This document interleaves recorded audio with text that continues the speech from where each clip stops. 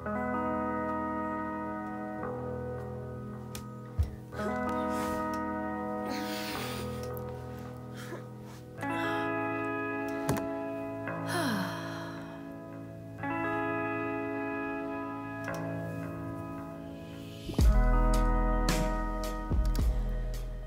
dear Void.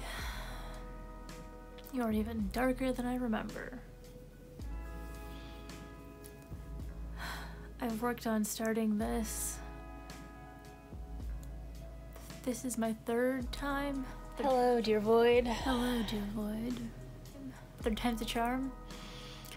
Third time trying to start this. I don't know why it's important for me to have like an introduction video. I think that I want somebody to be able to dig back through the archives, the future potential proverbial archives, and see some kind of record of what was on my mind when I started, what was on my mind when I thought it was a good idea to hit launch. Not that there's a launch button, but you know, metaphorical launch button. Why is this important to me? Why is this person putting their stuff out on the internet? Why this? Why now? The first two versions were much more aflame, much more excited and on fire.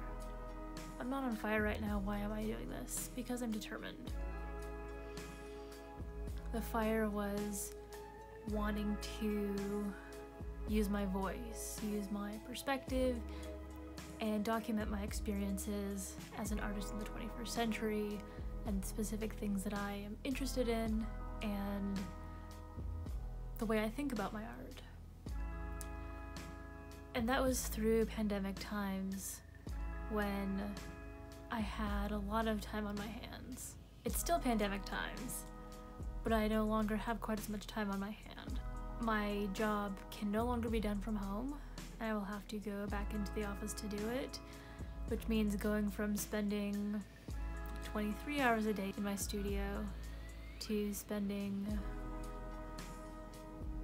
11 hours in my studio, most of them asleep. That's a pretty big blow to me, to no longer have the freedom to do this as much as I want to. This being crafting, sewing, researching, making things, talking about making things, because that's really exciting for me. There are risks into spending more time out in the world, but more than that, I'm mourning the time at home, the time in my studio, the autonomy that I've had for the past 5 months. But I'm still dedicated to documenting my art. I'm still dedicated to showing my process, even if I don't have quite the capacity to do a lot of it, spend a lot of time editing it, spend a lot of time putting high production value into it. I think I still need it to exist, and I still need it to be documented. I'm sure that I'll still find time to do some excited, powered up Sid and The Scraps posts that go deeper into my philosophy and my aesthetic and the things that I like to do. But right now I'm just focusing on the value of documenting my work and sending these little scraps of human effort into the void.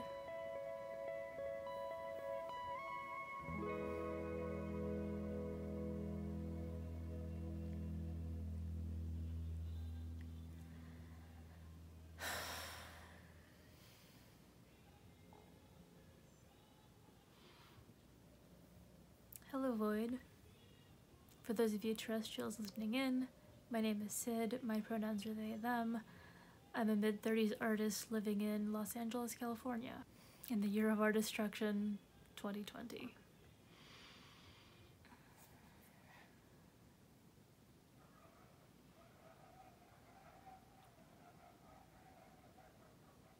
End transmission.